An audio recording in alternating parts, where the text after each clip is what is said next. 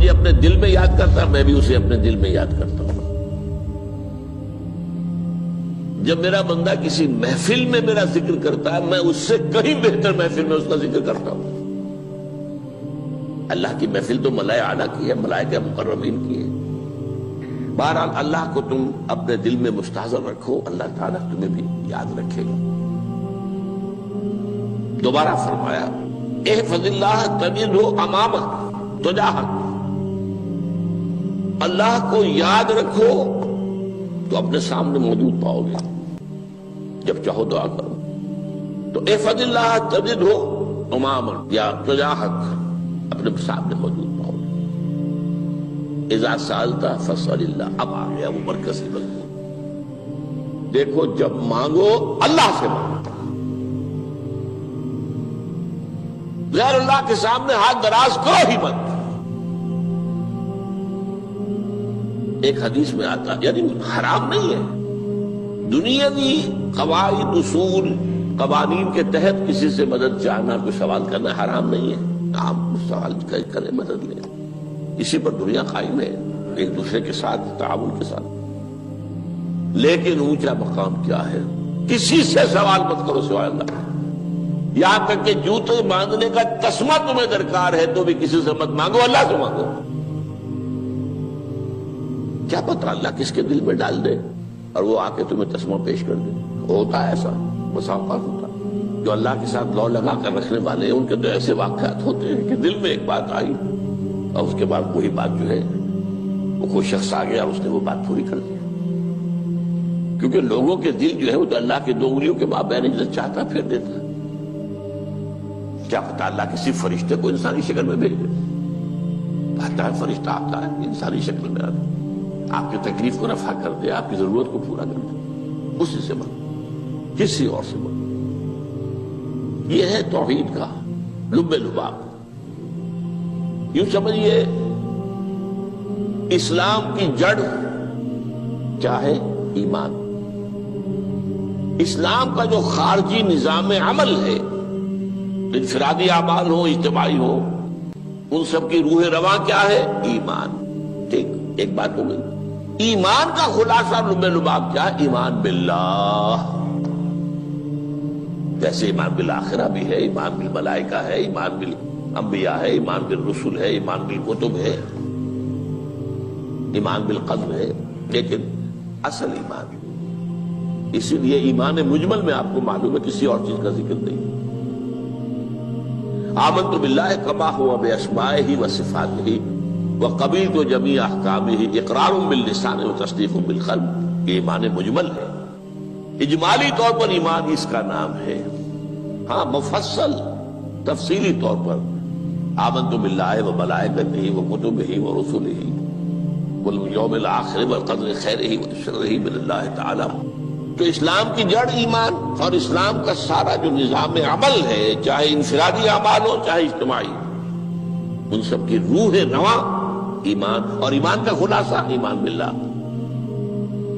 اور ایمان باللہ کا اصل حاصل وہ ہے جو اس حدیث میں آ رہا، اس کے دو تقاضے، عبادت صرف اسی کی، استعانت صرف اسی سے۔ اس لیے میں نے سورہ فاتحہ کا تذکرہ شروع میں کیا۔ یہ عبادت کا جوہر ہے، عبادت کا جو ہے یہ ایمان کا حاصل، عبادت صرف اس کی ہے اور استعانت صرف اس سے۔ استعانت ہی میں سوال بھی آ گیا، یہ بھی مدد ہے۔ آپ کسی سے کچھ مدد مالی چاہ رہے ہیں یا کوئی اور مدد چاہتے ہیں، کسی کام میں مدد چاہتے ہیں، جیسے میں نے کہا تھا کہ سفارش کرانا چاہتے ہیں، یہ بھی مدد ہے۔ وَإِذَا اسْتَعَنْتَ فَاسْتَعِنْ بِاللَّهِ، اور جب مدد مانگو صرف اللہ سے مانگو۔ اور وہ سارے الفاظ یاد کر لیجیے، استدعاء، استعانت، استغاثہ، یہ جو غوث اعظم سے استغاثہ کیا جاتا ہے یہ تو شرک ہے۔ استغاثہ اللہ سے، دعائی اللہ کی، اس اعتبار سے استمداد، استعانت، استدعاء، استغاثہ، یہ سب اللہ سے، صرف اللہ سے۔ عبادت صرف اللہ، ایاک نعبد، اور استعانت صرف اللہ سے۔ مانگو صرف اللہ سے، جب مدد طلب کرو صرف اللہ سے، اور جان لو اگر تمام لوگ جمع ہو کر تمہیں کوئی فائدہ پہنچانا چاہے نہیں پہنچا سکتے، الا بشیء قد کتب اللہ لک وان اجتمعوا علی ان یضروک بشیء لم یضروک الا بشیء قد کتب اللہ علیک، اگر سب مل کر چاہے تمہیں کوئی نقصان پہنچا دے نہیں پہنچا سکتے مگر وہی کچھ جو اللہ نے تمہارے لیے لکھ دیا۔ اب بتائیے خوف کی جڑ کٹ جائے گی کہ نہیں؟ یہ جو ایمان جو ہے یہ خوف اور حزن دونوں سے نجات دلانے والی بات ہے۔ جو حقیقی مومن ہے وہ اللہ کا ولی ہے، حقیقی مومن وہ اللہ کا ولی ہے۔ اور الا ان اولیاء اللہ لا خوف علیہم ولا هم يحزنون، یہ اولیاء اللہ کو علیحدہ مخلوق نہیں ہے، کوئی ان کے سر پہ سینگ نہیں ہوتے، انسان ہی ہوتے ہیں، لیکن حقیقی معنی میں مومن ان اعتبارات سے جو آج ہم پڑھ رہے ہیں ایمان اس درجے کا پہنچ گیا تو اللہ کا ولی ہے۔ ان لوگوں کے لیے خوف کس بات کا ہوگا؟ کس سے خوف کروں؟ اس کے ہاتھ میں کچھ ہے ہی نہیں، اور اگر کچھ اللہ نے میرے لیے لکھ دیا وہ آ کر رہے گا، چاہے میں لاکھ گڑ گڑاؤں اس کے سامنے کہ مجھے چھوڑ دے، اگر اللہ نے لکھا وہ آیا وہ تو آئے گا، تو کاہے کو اس کے سامنے گڑ گڑانا، کاہے کو جب مسائی کرنا اس کے سامنے، اور کسی کے ہاتھ میں کچھ ہے ہی نہیں، میرا خیر ہے ہی نہیں، کاہے کو خوشامد کروں اس کی۔ اور سنیے، رفعت الاقلام، دیکھو نوجوان قلمیں اٹھا لی گئی ہیں، وجفت الصحف، اور جو رجسٹر ہیں صحیفے ان کی سیاہی خشک ہو چکی ہے۔ یہ ہے وہ اللہ کا علم، اس میں ہر شے لکھ دی گئی ہے، اس کی قلم اٹھا لیے گئے۔ جیسے آپ کو معلوم ہے امتحان ہوتا تھا، 3 گھنٹے ختم ہو گئے، اسٹاپ رائٹنگ، بس اب قلم رک جانا چاہیے۔ وہ قلم تو تقدیر کا کاتب جو ہے وہ قلم اس کا اب اٹھا لیا گیا، اور جو صحیفے جن پر لکھا گیا وہ خشک بھی ہو گئے۔ یہ تو روایت ہے جو امام ترمذی نے جس کو روایت کیا، یہ متن ان کا ہے جو ہم نے پڑھا ابھی، اور ان کا قول یہ ہے کہ یہ حدیث حسن صحیح ہے، لیکن یہی روایت اور انہی راوی سے عبداللہ ابن عباس سے رضی اللہ تعالیٰ عنہما اور بھی محدثین نے کی ہے، تو اس میں سے ایک اور متن جو ہے وہ یہاں پر امام نووی نے دے دیا ہے۔ احفظ اللہ تجدہ امامک، یہ تو پہلا وہ ٹکڑا تھا، وقت تو جاہک تھا، یہاں امامک ہے، امام مطلب ایک ہی ہے، اپنے سامنے پاؤ گے۔ اللہ کی حفاظت کرو، اللہ کو دل میں، اللہ کی یاد کو محفوظ رکھو، گویا کہ اللہ کو مستحضر رکھو۔ ذکر اللہ کے معنی کیا ہے؟ استحضار اللہ فی القلب، یہ ذکر اللہ ہے۔ جنہیں ہم ذکر سمجھ بیٹھے ہیں وہ ذکر کے ذریعے ہے۔ اقیم الصلاۃ لذکری، نماز قائم کرو میری یاد کے لیے، نماز ذریعہ ہے یاد کا۔ یہ علیحدہ بات ہے کہ آپ نے 17 رکعتیں بھی پڑھ لی ہو عشاء کی اور یاد آپ کو آئی ہی نہیں کوئی، آپ تو ایک میکینیکل انداز میں جو ہے وہ اٹھک بیٹھک کر رہے ہیں اور آپ کی زبان سے کچھ بھی نکل رہا ہے، تو اس کا آپ کے شعور سے، دل کی گہرائی سے کوئی رابطہ ہے ہی نہیں، وہ ذکر تو نہیں ہوا۔ ہاں نماز فرض تھی وہ ادا ہو گئی، آپ کی فرض ادا ہو گئی۔ تو جنہیں ہم نے ذکر سمجھا وہ ذرائع ذکر ہے، اللہ اللہ سبحان اللہ سبحان اللہ زبان سے، یہ تاکہ اس کے نتیجے میں وہ ذکر حاصل ہو جائے۔ استحضار اللہ فی القلب، ذکر کے معنی ہے استحضار اللہ فی القلب۔ تعرف الی اللہ فی الرخاء، اور دیکھو کشادگی کے وقت میں تم اللہ کو یاد رکھو، اللہ کی طرف رجوع کیے رہو، بھول نہ جاؤ۔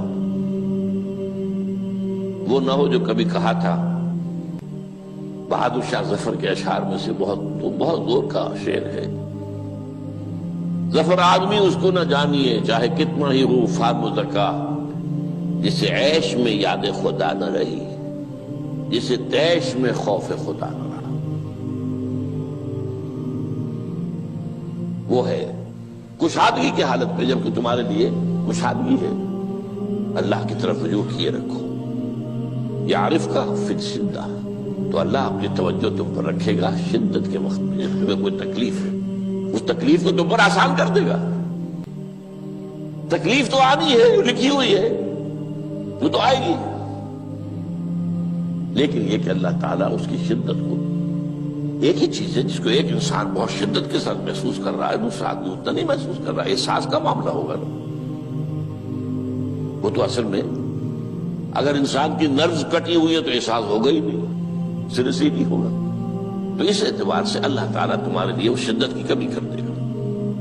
وَاعْلَمْ أَنَّمَا أَخْطَأَكَ لَمْ يَكُنْ لِيُصِيبَكَ، اور جان لو جو چیز تم سے چھوٹ گئی ہے، رہ گئی ہے، وہ ہرگز تمہیں ملنے والی نہیں تھی۔ اب آپ نے کسی ملازمت کے لیے درخواست دی ہے، درخواستیں مانگی گئی ہیں، اپنی سی محنت کر لی، نہیں ملی ملازمت، اب آپ بیٹھے ہوئے افسوس میں، رنج میں، غم میں، فلاں نے یہ کر دیا، فلاں نے یہ کر دیا، وہ فلاں جو ہے بڑی تکڑی سفارش لے آیا تھا، فلاں نے رشوت دے دی۔ چھوڑو میاں اس کو، وہ تمہارے لیے نہیں تھی۔ کاہے کو اپنے ذہن کے اندر یہ کھچڑی پکا رہے ہو بیٹھے ہوئے؟ خواہ آپ شاید سوء ظن میں بھی مبتلا ہو رہے ہو، کسی نے نہ رشوت دی اور آپ سمجھتے ہو کہ رشوت دی ہے اس نے۔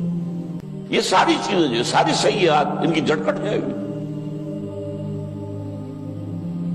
وَاعْلَمْ أَنَّمَا أَخْطَأَكَ لَمْ يَكُنْ لِيُصِيبَكَ وَمَا أَصَابَكَ، اور جو چیز تم پر آ گئی، لَمْ يَكُنْ لِيُخْطِئَكَ، ہو ہی نہیں سکتا تھا کہ وہ تم پر نہ۔ یہ کر لیتا تو ہو جاتا، شاید یہ کر لیتا، میں نے ٹیکا پہلے لگوا دیا ہوتا تو یہ بات نہ ہوتی۔ بھائی وہ جو ہونا تھا وہ ہونا تھا۔ اب یہ وہ چیز ہے جس سے انسان میں کیفیت پیدا ہوتی، تسلیم و رضا۔ ہم بھی تسلیم کی خو ڈالیں گے، بے نیازی تیری عادت ہی صحیح، اے اللہ جو تو نے چاہا مجھے قبول ہے۔ اسی لیے میں نے آپ کو آیتیں سنائی سورہ تغابن کی، ما اصاب من مصیبت الا باذن اللہ، کوئی مصیبت نہیں آتی مگر اللہ کے اذن سے۔ وَمَن یؤمن باللہ یہدی قلبہ، جو اللہ پر ایمان رکھتا ہو اللہ اس کے دل کو ہدایت دے دیتا ہے۔ ہدایت کس بات کی؟ تسلیم و رضا۔ سر دوستاں سلامت کہ تو خنجر آزمائی، نہ شبد نصیب دشمن کے شبد ہلاکت تیغت، اے اللہ تیری طرف سے ہے، مجھے قبول ہے، اور بظاہر مجھے تکلیف ہو رہی ہے لیکن یقیناً اس میں میرا کوئی خیر ہے۔ بیدک الخیر، تیرے ہاتھ میں تو خیر ہی خیر ہے، جو بھی تیری طرف سے آئے۔ سر تسلیم خم ہے جو مزاج یاد میں آئے۔ اور یہ مضمون جو ہے زیادہ بڑے پیمانے پر سورہ حدید میں آیا ہے۔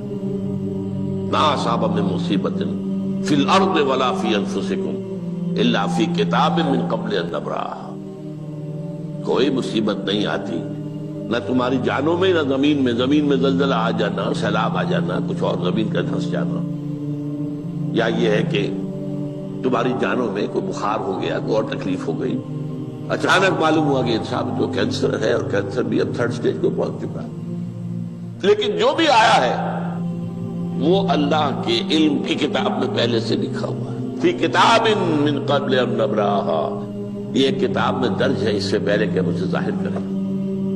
اس کا نتیجہ کیا نکلنا چاہیے؟ لیکن لا تاسوا علی ما فاتکم ولا تفرحوا بما آتاکم، افسوس نہ کیا کرو جو تم سے جاتا رہے، چھوٹ جائے، کوئی عزیز فوت ہو گیا، کوئی موقع ہاتھ سے نکل گیا، ارے بھائی میں چوک گیا، بڑا موقع تھا، اب اس پر افسوس کر رہے ہیں۔ نہیں، جو چیز لیکن لا تاسوا علی ما فاتک ولا تفرحوا بما آتاک، جو اللہ تمہیں دے دے اس پر اتراؤ مت۔ وما اصابک لم یکن لیخطئک واعلم ان النصر مع الصبر، اور جان لو اللہ کی مدد صبر کے ساتھ آتی ہے، جو آئے اس کی طرف سے جھیلو، زبان پر کلمہ شکوہ اور شکایت نہ آئے، اللہ سے شکایت نہ آئے، تسلیم و رضا، جو تیری رضا ہے۔ تیری صحت ہمیں منظور ہے لیکن اس کو، مولانا محمد علی جوہر ایک مرتبہ جیل میں گئے، ایک بیٹی بیمار ہوئی، فوت ہو گئی، اس کے بعد دوسری مرتبہ پھر جیل میں گئے، دوسری بیٹی کو وہی بیماری ہوئی، جیل میں اطلاع ملی کہ بیٹی کو یہ بیماری ہو گئی ہے، تو خط لکھا ہے اشعار کی شکل میں، کا آخری شعر یہ ہے: تیری صحت ہمیں منظور ہے لیکن اس کو نہیں منظور تو پھر ہم کو بھی منظور۔ ہم تو چاہتے ہیں میں بیٹی کے تجھے شفا ہو جائے، اسے منظور نہیں تو پھر ہمیں بھی منظور۔ وَاعْلَمْ أَنَّ النَّصْرَ مَعَ الصَّبْرِ وَأَنَّ الْفَرَجَ مَعَ الْكَرْبِ۔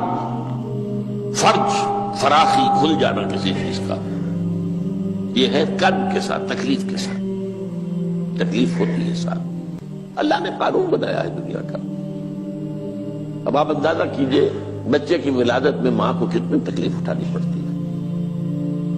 آج کل تو فیشن ہو گیا ہے، سیدھے سیدھے جاؤ، آپریشن کراؤ، تکلیف سے بچ جاؤ، لیکن یہ ہے کہ یہ بھی آپ کے علم میں ہوگا، وہ ساری تکلیف جیسے ہی بچے کو لا کر ماں کے برابر لٹایا ہے، ساری تکلیف ختم، پھر جو راحت اس سے میسر آتی ہے۔ ان الفرج مع الکرب وان مع العسر یسرا، اسی لیے میں نے وہ آیتیں بھی پڑھی تھی، ان مع العسر یسرا، ان مع العسر یسرا۔ اس دنیا میں یہ اللہ نے نظام بنایا ہے، سختیاں جھیلنی ہی ہوں گی۔ لقد خلقنا الانسان فی کبد، ہم نے انسان کو پیدا کیا ہے مشقت کے اندر، مشقت تو کرنی پڑے گی۔ کسی کی جسمانی مشقت زیادہ، کسی کی ذہنی مشقت زیادہ، مشقت سے چارہ کسی کو نہیں۔ تو یہ ہے ان مع العسر یسرا، ان مع العسر یسرا۔ بارک اللہ لی ولکم فی القرآن العظیم ونفعنی وإیاکم بالآیات۔